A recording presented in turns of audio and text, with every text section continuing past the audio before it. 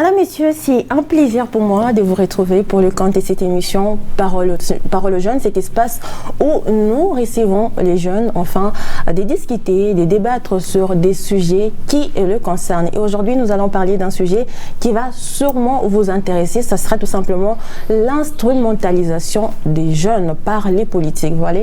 Vous voyez, c'est un tout petit peu un sujet qui est d'actualité. On en a déjà parlé, c'était en 2020, mais on voulait vraiment y revenir tout simplement parce qu'on n'a pas eu le temps de parler de ces sujets en long et en large. Et pour en parler, j'ai reçu ces jeunes très intelligents de la province du Lualaba. Vous les connaissez sûrement. On va commencer par ma gauche, par la présentation Essentiel Qualité. Bonjour. Bonjour Madame Anita.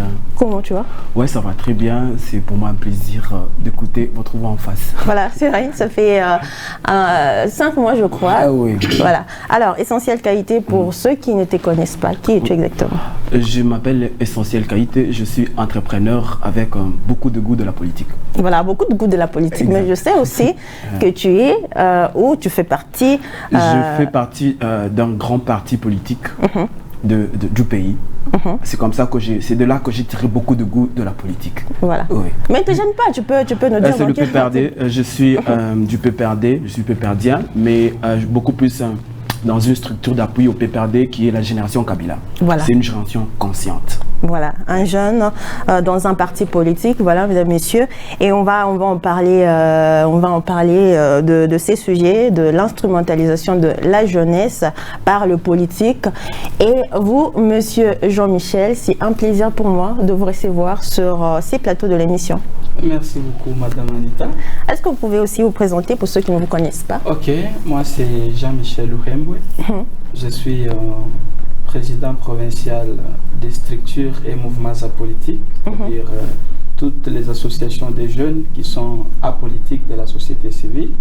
Je suis aussi coordonnateur d'une ONG d'encadrement des jeunes sans emploi, mais je suis aussi secrétaire provincial du cadre des concertations de la société civile. Voilà, ça fait quand même beaucoup, hein? Ça fait beaucoup pour une seule personne. Il y en a beaucoup, mais... ça déjà, ça va. Ouais, ça va déjà. Oui. Et monsieur Gustave, c'est un plaisir pour moi de vous recevoir. C'est la première fois sur ces plateaux de Parole aux jeunes. C'est un plaisir pour moi de vous recevoir, comme je l'ai dit tout à l'heure. Alors, pouvez-vous vous présenter pour ceux qui ne vous connaissent pas? Merci beaucoup, madame. C'est vraiment une joie pour moi. Un plaisir partagé de vous voir en face aujourd'hui. Okay. Moi, c'est Mukinda Mukaza Gustave. Je suis le coordonnateur provincial adjoint de la DIPOL, chargé de la recherche. DIPOL, c'est quoi exactement? DIPOL, c'est la dynamique des politologues. Ah, ok. C'est comme une corporation en fait, des avocats, des médecins. Donc, c'est une structure qui date de très longtemps d'ailleurs, depuis 30 juin 2012. Ça existe depuis Kinshasa, mais elle est récente ici à Kolwezi. Voilà, merci beaucoup, c'est un plaisir de vous recevoir dans cette émission Parole aux jeunes. Alors, commençons déjà notre sujet, mesdames, messieurs. Vous êtes sans doute, si vous nous rejoignez dans cette émission Parole aux jeunes, aujourd'hui nous parlerons sur l'instrumentalisation de la jeunesse dans le parti politique. Et vous pouvez également sur notre page Facebook Parole aux jeunes donner votre point de vue. Alors, on va commencer par vous, Essentiel Qualité, puisque vous êtes déjà jeune, vous êtes dans un parti politique. Est-ce que vous pensez que dans des partis politiques, les jeunes sont instrumentalisés? Non, je ne le crois pas. On a des problèmes ces derniers temps, c'est que les partis politiques évoluent sur des règles de loi. C'est que les partis politiques, maintenant aujourd'hui, il y a cet amalgame des cultures. Il y a des personnes de différentes cultures qui ont intégré les partis politiques. C'est comme ça qu'il y a ces mélanges-là qui donnent un dégoût aux politiques. Depuis un temps, le politique, nos partis politiques de ce pays, il y a le rejet des partis politiques. Pourquoi? Parce qu'il n'y a pas le bon comportement, il n'y a plus des valeurs. Mais au sens large, au sens des valeurs, le parti politique n'influence pas les jeunes qui intègrent le parti politique. Je donne mon exemple, moi je suis du PPRD.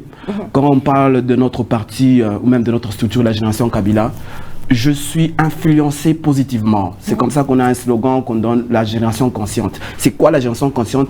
C'est se ramener aux valeurs. C'est quoi les contenus? Le contenu, c'est la droiture. Les contenus, ce sont nos valeurs, la culture, le respect des autorités. En fait, dans la politique aujourd'hui, ce n'est pas une question de physique, c'est une question de combat des idées. Mais aujourd'hui, on a un mélange des musiciens qui ont intégré aussi la politique. On a des créateurs qui ont intégré aussi la politique. C'est comme ça qu'on a un problème. Mais au sens large, je crois qu'on a un politologue. Il va un peu nous définir les personnes qui doivent nécessairement. C'est vrai que les politiques, les portes sont ouvertes à tout le monde. Toutes catégories, les médecins, les avocats. Nous, moi je suis géologue.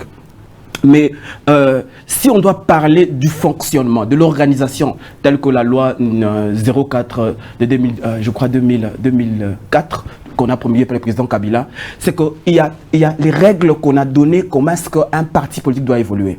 Mais aujourd'hui, les partis politiques, par influence de cette génération qui ont inclus le parti politique, c'est comme ça qu'il y a dépravation, c'est comme ça qu'il y a un mélange de tout. Mais je ne crois pas que les partis politiques ou même les politiciens influencent. Moi, je suis d'une école de Richard et Mova. On a appris la politesse. On a appris la politesse, on a appris la retenue. On ne gère pas par rapport aux sentiments. On ne gère pas par rapport au physique. C'est un combat des idées. C'est de là que vient la politique. C'est un combat des idées pour gérer notre nation, pour donner les besoins à notre nation. Je crois que c'est ça. Donc moi, je condamne beaucoup plus les gens qui ont intégré la politique au lieu d'aller faire la maçonnerie, mais ils sont venus faire la politique.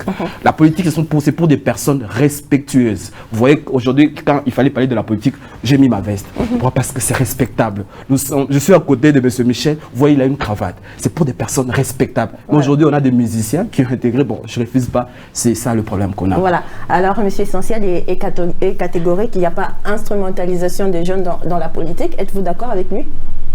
Bon, peut-être faut-il rentrer encore une fois dans ce thème pour revenir en 2020, n'est-ce pas? Disiez-vous que nous en avions parlé. Nous avons parlé de l'instrumentalisation des jeunes par rapport à la façon dont les politiques gèrent les jeunes. Parce que nous ne voulons pas beaucoup plus rester dans les littératures. Moi, de ma formation, je suis philosophe. Quand vous entendez les philosophes parler de la politique, c'est un paradoxe avec ce que nous vivons au Congo. Voyez-vous, quand Platon parle dans son livre « Les politiques », comment gouverner, l'art de gouverner, aujourd'hui, même si vous demandez à un petit enfant, il vous dira que la politique, c'est l'art de mentir, n'est-ce pas? Mais pourquoi sortons-nous de l'art de gouverner à l'art de mentir? C'est parce que le politique congolais, si nous devons être beaucoup plus concrets, ne fait pas ce qui est demandé. Mon ami Essentiel venait de dire, ils ont eu le temps de faire l'école des cadres en politique. Il y a tout un livre, comment gouverner, comment gérer un parti politique. Mais nonobstant tous ces rudiments que nos amis politiciens doivent apprendre, ils choisissent volontairement de nuire. C'est ça le grand problème. Quand vous voulez volontairement nuire, il y a des gens qui ont dit, si vous voulez induire en erreur un pays, il faut nuire la jeunesse. Parce que la jeunesse, non seulement elle est l'avenir de demain, mais c'est d'abord l'avenir d'aujourd'hui. C'est le grand pourcentage de la population, n'est-ce pas? Et cette jeunesse, malheureusement, pauvre soit-elle, elle accepte du n'importe quoi. Aujourd'hui, quand nous parlons de l'instrumentalisation de la jeunesse, nous voyons ces leaders, ces grands leaders qui appellent les jeunes autour d'eux.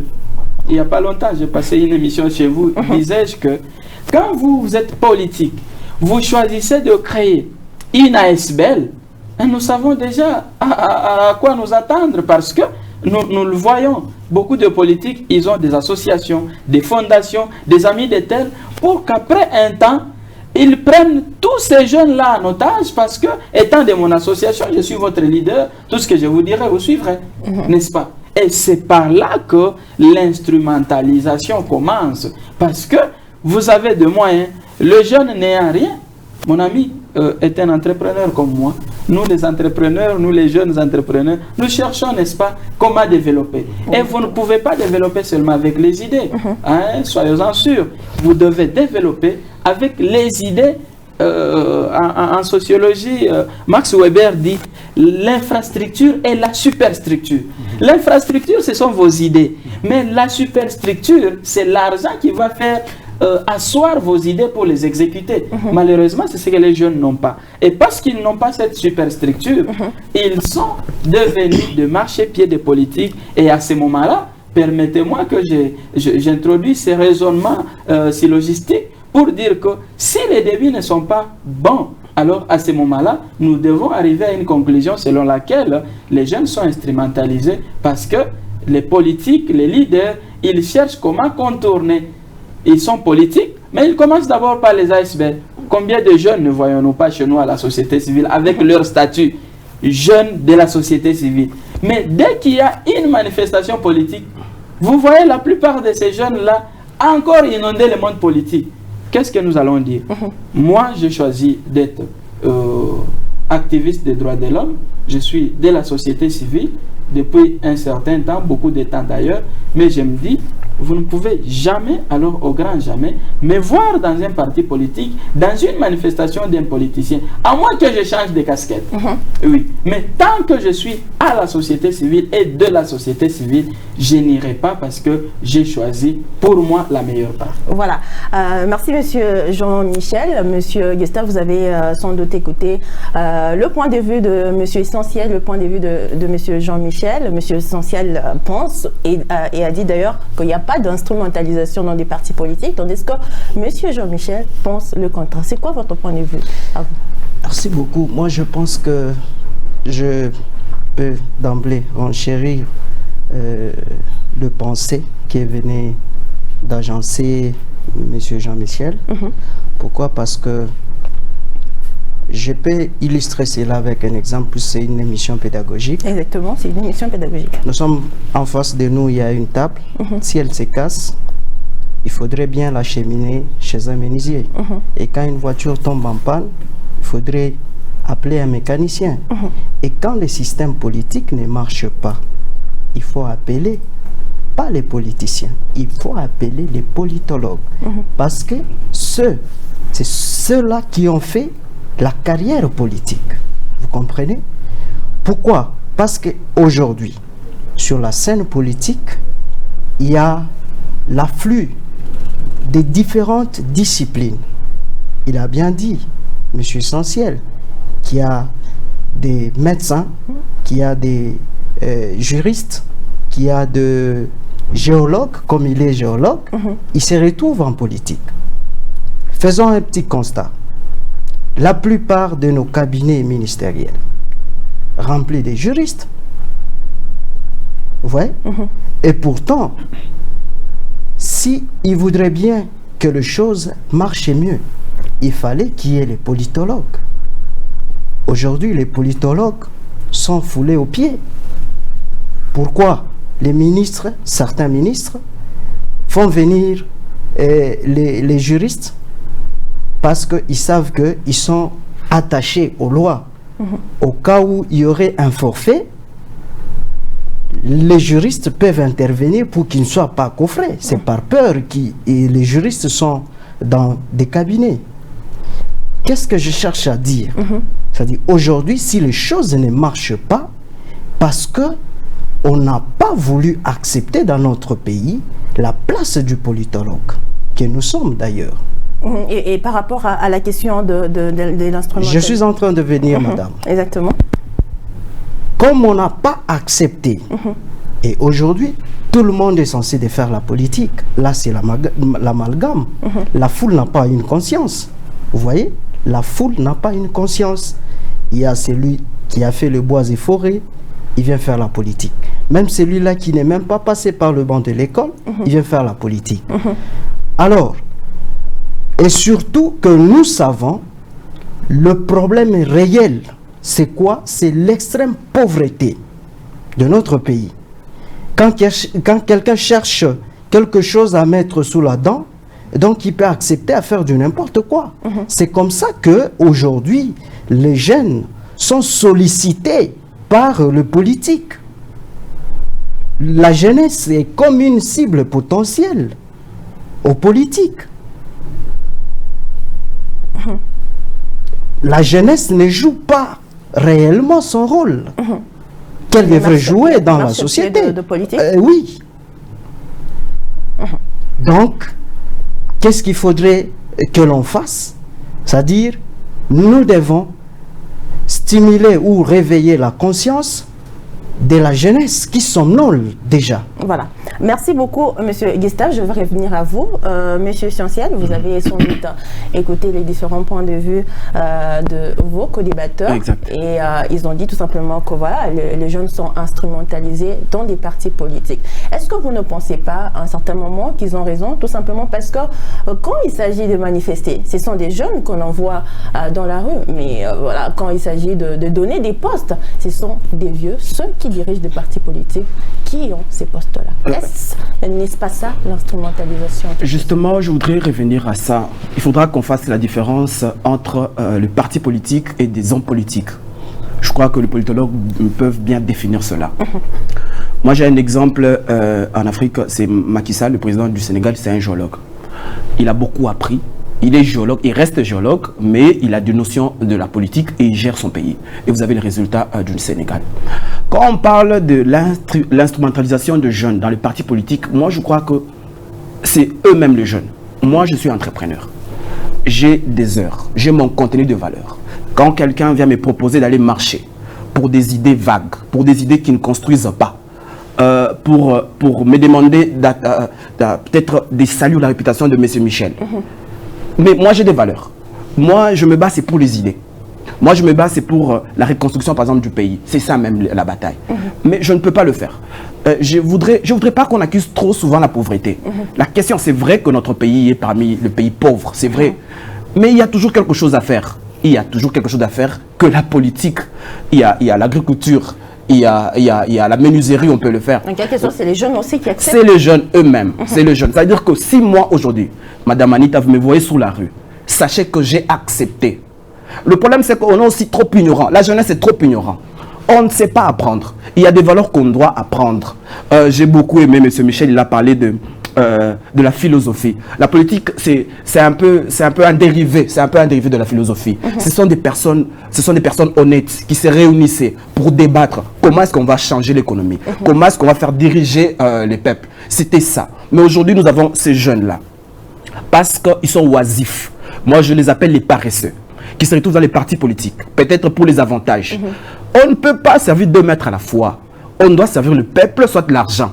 Mais quand on vient dans la politique pour servir l'argent, je crois que c'est là qu'il y a un problème. Tu peux tout faire. Mais quand tu viens servir le peuple a une demande. Le peuple a des besoins. Nous avons des devoirs en tant que politique. Bon, moi je suis politique amateur. En tant que politique, nous avons des valeurs à servir la nation. Moi je crois que les jeunes, c'est eux-mêmes. Il y a ça, il y a la faim. Mais alors qu'on peut cultiver les maïs, on peut cultiver le patate, on peut faire autre chose. Les jeunes ne veulent pas travailler. Madame Anita, quand vous regardez la ville de Kolosi, elle est comme, on est en train de reconstruire cette ville. Il y a des Libanais partout, des Indiens partout. Ça veut dire que le matin, tu te réveilles, tu vas à Mouangeji, tu peux faire les bouillimaçons, tu travailles. C'est que les jeunes qui se trouvent aujourd'hui dans la politique, qui chantent, qui dansent, c'est ça le problème, parce qu'ils ont faim, ils sont des paresseux. Ce sont des, je ne sais pas comment est-ce que le définir, c'est eux. Donc moi je dis que la politique n'a pas de problème. La politique, c'est réunissant des personnes honnêtes qui se réunissent. Et d'ailleurs, il y a une loi, il y a des règles. Le monde évolue sous des règles. Et quand nous sommes dans les partis politiques, on doit respecter les statuts, les règlements d'ordre intérieur. Je crois qu'il y a tout ça, nous devons le respecter. Mais quand on a faim, on ne veut pas travailler, c'est là qu'il y a un danger. On est vraiment influencé, ballotté de tout part. Je crois que c'est ça que moi je peux contribuer. Et vous, M. Jean-Michel, êtes-vous d'accord avec lui? C'est aussi les jeunes qui ont une part de responsabilité dans tout ça. Êtes-vous d'accord avec M. Essentiel? En fait, il n'a pas foncièrement tort. Parce que quand je parle des jeunes, certes, au là-bas, les jeunes sérieux, consciencieux, il y en a. Un exemple de ceux qui sont là, vous entendez par leur parler, par leur argumentaire, vous sentez que ce sont des jeunes sérieux. Lui, Essentiel, il dit, quand moi je me suis engagé, je sais sur quoi je compte. Je sais ce que je fais et quand je dois marcher, je sais la raison pour laquelle je marche. Mais revenons au fait. Quand vous voyez les jeunes marcher, posez juste une question. Vous êtes journaliste, je sais que vous avez déjà posé cette question. Pourquoi marchez-vous? Pourquoi marchez-vous? La plupart des jeunes ils vont vous dire non, tel va sortir. Non, on nous a dit. mais est-ce que ces jeunes-là sont responsables? C'est pourquoi ils jettent ce tort, ils attribuent ce tort à certains jeunes. Là, j'emploie un quantificateur qui n'est pas universel. Parce que quand nous disons seulement les jeunes, à ce moment-là, nous englobons tous les jeunes. Certains jeunes qui ne sont pas conscients parce que, bien évidemment, si nous devons mettre entre guillemets cette fin-là, ce n'est pas quand même une fin des loups. Parce que chacun de nous a toujours quelque chose à faire. Ils ne sont pas dans les partis politiques chaque jour, à tout moment. C'est seulement quand il y a quelque chose qui cloche. C'est là que nous parlons de l'instrumentalisation. Pourquoi seulement faire cette mauvaise presse de la jeunesse pendant les moments forts? Et tout ce temps ici, quand il n'y a rien et tout est calme, on ne parle même pas du jeune. Et si on doit engager un jeune, si on doit prendre un jeune pour travailler quelque part à un endroit stratégique, à un poste de prise de décision, on doit prendre son petit moukonfi. Je préfère employer les termes des jeunes. Son petit garçon de course. Non. Nous devons arrêter ça. Jeunes qui nous suivaient à ce moment-ci, arrêtez ça. La fois passée, j'ai dit ici, jeunes, nous méritons mieux. Et si vous-même, vous ne vous prenez pas au sérieux, on ne vous prendra pas au sérieux. Nous devons changer. Et changer, c'est dire à nos leaders, non, ce que vous faites, ça ne va pas. Il y a un groupe catholique, Bilingue à Minda, ils disent, si tu m'aimes, dis-moi la vérité en face. Commencez à dire à vos leaders, non, ça ne va pas. Aujourd'hui, on peut vous écarter, mais demain, on aura besoin de vous parce qu'on sait que vous avez essayé de hausser votre tête, de sortir du lot. Parce que quand vous êtes dans les fourre-tout, on ne verra pas que non, ce jeune est un bon. Celui-là est un excellent. Celui-là est un leader. Mais ça, quand vous commencez à donner des idées maîtresses, on va dire non, ces jeunes-là, nous aurons besoin de lui. Et un jour, vous serez à un poste. J'apprécie l'un de leurs. C'était un jeune avec lequel nous nous retrouvions chaque fois, même dans les débats, dans des conférences. Finalement, on a trouvé que c'était un bon, on l'a pris. Si vous permettez, je le salue en passant, le ministre des Affaires coutumières. C'est un jeune. Nous avons besoin de ces jeunes-là. Nous ne disons pas que tous les jeunes sont instrumentalisés, mais moi, je fustige les leaders parce qu'il n'y a pas de mauvaises troupes, il y a des mauvais chefs. Parce que c'est le leader qui convoque, il sait ce qu'il fait et après, il veut les résultats. Voilà. Et merci, monsieur Gustave. Je pose la même question. C'est quoi la part de responsabilité du jeune, de jeune dans cette instrumentalisation? Nous allons répondre de manière partielle, puisqu'il y a une catégorie de ceux-là qui sont inconscients. Où naît le problème? Au cœur d'un combat politique des messieurs X et Y. Comme je l'ai dit, on saisit la jeunesse en proie pour utiliser cette jeunesse, connaissant les qualités de la jeunesse, puisque ils savent que les jeunes sont dynamiques, ils savent que les jeunes sont déterminants, alors ils peuvent les utiliser à leur propre fin. Vous voyez? Maintenant, ce que nous sommes en train de dire, c'est quoi? C'est-à-dire, certains jeunes qui sont inconscients, qui n'arrivent pas à entreprendre, comme l'a souligné mon estimé co-débatteur, qui n'arrivent pas à entreprendre. Et là, vous voyez, quand on vous appelle, on vous dit non, il faut aller sur la rue, il y a une marche, on va vous donner à la fin 15 000 francs. Et quand on vous donne cet argent-là, vous allez voir, ces groupes de ces jeunes-là, ils vont aller, peut-être aller siroter la bière, faire du coup,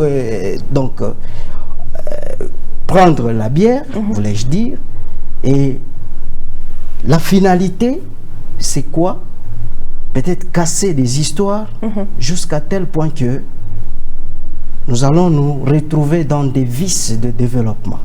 Donc, on risque, la jeunesse, elle est utilisée à un certain moment pour freiner les développements. Donc, nous pouvons confirmer ici que la jeunesse, elle est manipulée de manière partielle. Nous n'allons pas généraliser parce que nous sommes des jeunes. Nous sommes des jeunes. Donc nous ne acceptons pas que nous soyons manipulés comme les autres. Voilà. Monsieur Jean-Michel, je reviens à vous, monsieur Essentiel. Monsieur Jean-Michel, ces derniers temps, nous avons vu des jeunes manifester, des jeunes faire de marche pour soutenir telle ou telle autre autorité du pays. C'est quoi votre lecture par rapport à cela? Est-ce qu'on peut parler de l'instrumentalisation dans ces cas-là? Merci beaucoup pour la question. Nous avons vu les jeunes. Je reviens encore à ce que je disais d'entrée de jeu. Quand nous parlons des jeunes, vous avez vu les images, il y a eu toutes tendances confondues. Et parmi eux, j'ai reconnu les leaders que je gère de la société civile, des jeunes apolitiques, n'est-ce pas?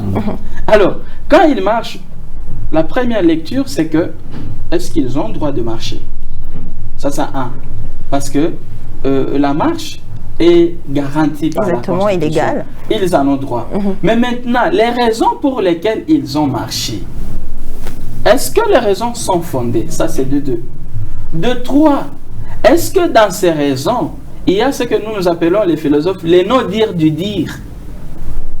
Vous brandissez certaines raisons, mais les vraies raisons sont enracinées dedans. C'est ça ce que nous devons voir. Pas seulement qu'ils ont marché, ils veulent ceci ou cela. Mais est-ce que cette marche-là n'a-t-elle pas été investiguée quelque part dans une officine pour que ce soit une marche? Est-ce que cette marche n'est pas contre une certaine catégorie d'autres jeunes? Parce que quand vous êtes en train de vouloir taper les têtes des jeunes, là il y a instrumentalisation. Lever un camp de jeunes contre un autre, ça, c'est de l'instrumentalisation. Et nous, en tant que leaders des jeunes apolitiques, nous ne devons pas accepter ça parce que demain, les mêmes jeunes sont appelés à vivre ensemble. Si aujourd'hui, vous voulez les séparer pour des intérêts que vous, leaders, vous connaissez, à ce moment-là, vous êtes en train d'induire cette jeunesse de vouloir la foncer droit dans le gouffre. Et quand cette jeunesse va s'engouffrer, vous encore leader, vous allez dire, voilà cette jeunesse, est-ce que nous pouvons faire confiance à cette jeunesse pour lui donner un poste? Non. Ça, nous disons non, parce que nous savons les raisons pour lesquelles ces jeunes ont marché. Et nous disons non. Marcher, c'est pas mauvais. C'est un droit acquis. Mais les raisons pour lesquelles on marche, est-ce que c'est pour élever un camp contre un autre ou bien c'est pour la paix? Heureusement, je profite pour saluer les jeunes qui nous ont écoutés parce que nous leur avons dit, ça ne sert à rien. Ça ne sert à rien de nous battre, mais nous devons planter cet arbre de paix au loin là-bas et enterrer la hache de guerre. Tout en voulant que la vérité soit connue. Voilà. C'est intéressant. Bon, voilà. Et vous, Monsieur Essentiel, les jeunes qui marchent, qui ont d'ailleurs marché, nous avons vu à la télévision et partout, les jeunes qui ont marché pour soutenir telle ou telle autre autorité. Qu'est-ce que vous en pensez en tant que jeune? En fait, d'ailleurs, la révolution de la France est venue de la marche. Moi, je crois qu'il y a des belles raisons de marcher, il y a aussi de mauvaises raisons de marcher. Moi, j'ai lu une histoire sur l'ex-président de notre pays, le président Mobutu. On m'a dit quand il allait en Belgique, il ne parlait pas trop. Le vieux Jonas, il a dit que c'était un monsieur très calme. Pourquoi est-ce que je reviens à ça? C'est parce que M. Michel a parlé sur quelque chose des politiciens qui instrumentalisent, que je n'ai pas bien retenu. Aujourd'hui, nos politiques récompensent des impolis. Aujourd'hui, un impoli devient ministre. Est-ce que vous pensez que cet impoli produira de poli? Non. C'est ça le problème. C'est comme ça qu'aujourd'hui, on a beaucoup de jeunes dans des partis politiques qui suivent quelqu'un qui leur ressemble, qui a des vigueurs en parole plutôt, qui est impoli, entre guillemets, je m'excuse. Alors, c'est quoi le problème? Quand on voit les jeunes marcher, il y a de bonnes raisons. Il y a de bonnes raisons. D'ailleurs, parmi des groupes, nous respectons vraiment notre société civile. Mais nous aussi, on a sursoir. On peut marcher juste pour soutenir une personne. Il y a tellement de lois dans notre pays, il y a tellement de raisons pour marcher exact. Dans ce pays. En fait, il faudra savoir l'objectif de la marche.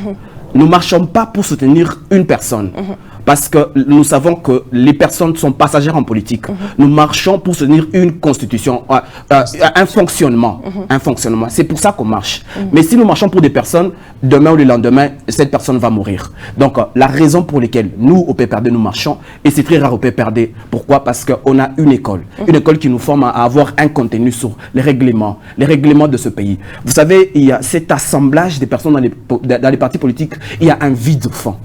Il n'y a pas l'authentique. Ce que je veux dire, c'est que quand vous demandez à une personne, vous allez aux réunions de partis, quelques partis, ces personnes, au lieu de servir le parti ou même le politique, ils servent leur communauté, leur culture. On ne peut pas mélanger notre association socioculturelle à la politique. Déjà là, il y a déjà un problème. C'est comme ça que, vu qu'on ne sait pas qui servir, vu qu'on ne sait pas à qui se vouer, c'est comme ça qu'on a des problèmes. On a des jeunes qui marchent partout pour une personne, mais cette personne, parce que cette personne appartient à une communauté, c'est comme ça qu'on a des problèmes. Donc, la marche, elle est protégée par notre constitution. Mais les jeunes qui marchent, il faudra qu'on marche pour des valeurs, pour des vérités. C'est comme M. Michel a dit. Pourquoi on marche? En France, la marche de la révolution a commencé par la remontée du prix du pain. Donc, il faudra qu'on sache pourquoi est-ce qu'il faut marcher, pourquoi est-ce qu'on réclame. Et je veux revenir à un problème. Aujourd'hui, les gens sont réputés directement, ils pensent qu'ils deviennent politiciens. C'est comme ça que aussi nous, peuple, fait partiellement, le peuple sont un peu ignorants. On a voté des personnes qui vont à l'Assemblée, ils ne savent pas ce qu'ils sont allés faire à l'Assemblée. C'est comme ça qu'on a des problèmes. Je crois qu'il faudra, la société civile peut nous aider. Reformer la jeunesse, c'est ça le capital. On ne parle pas ici de docteurs, on ne parle pas ici des personnes qui ont beaucoup étudié, mais on parle de la personne. Quand nous rentrons à la tradition, nous Africains, nous Congolais, avant, comment est-ce qu'on fonctionne par rapport à nos aînés? Comment est-ce qu'on réagit par rapport aux idées opposées pour faire évoluer ce pays? Et M. Gustave, comment un jeune peut-il se faire respecter dans un parti politique? Moi, je pense que les débats est centré sur la personne. Et là, nous devons comprendre et connaître comment la science politique s'intéresse au fonctionnement des institutions. Vous voyez? Puisque quand nous parlons des institutions, là nous voyons, il y a les élections, il y a les partis politiques, il y a la démocratie. Si je dois m'atteler sur le parti politique, parce qu'aujourd'hui nous parlons beaucoup plus de la politique des jeunes et des politiques. Oui. C'est là qu'il y a le problème. C'est là qu'il y a le problème. Nous ne sommes pas en train de généraliser tous les partis politiques de la RDC. Non, il y a des bons partis. Il y a quelques-uns. Vous voyez, il y a quelques-uns. Ceux-là, comme M. Jean-Michel a dit, il n'y a que de mauvais chefs. Donc, un leader d'un parti politique qui n'arrive pas à mieux peut-être maîtriser l'idéologie, la philosophie, vous voyez, de son parti politique. Il peut arriver à instrumentaliser, à manipuler la jeunesse. Et comment le jeune peut faire pour qu'il ne puisse pas se laisser instrumentaliser? Voilà. Les jeunes doivent s'intéresser d'abord à la politique. Voilà. Connaître toutes les démarches possibles de la politique, s'intéresser aussi à l'éducation civique. Vous voyez, quand vous ne connaissez pas, vous êtes sur la rue, vous marchez, pourquoi? Il faut définir toute chose. Voilà. Pour quelle fin vous êtes en train de faire la marche? Voilà. Et pour finir, parce que nous sommes pratiquement à la fin de l'émission, 1 seconde ou même 3 secondes. Ok, merci beaucoup. Ce que je dois dire aux jeunes, les jeunes doivent se laisser apprendre. Il faut apprendre. Si vous venez chez nous à la société civile, il y a des formations et des formations. D'ailleurs, nous venons d'une formation d'1 semaine. Si vous entrez en politique, il faut vous laisser apprendre. Avant de commencer quelque chose, il faut vous informer. Voilà, merci beaucoup. On peut s'applaudir. Merci. Voilà, merci à vous d'avoir accepté l'invitation. Nous sommes arrivés à la fin de cette émission. Grand merci à vous de nous avoir suivis, mesdames et messieurs. On se retrouve très prochainement pour une autre émission avec le même et réel plaisir. Au revoir. Merci. Merci.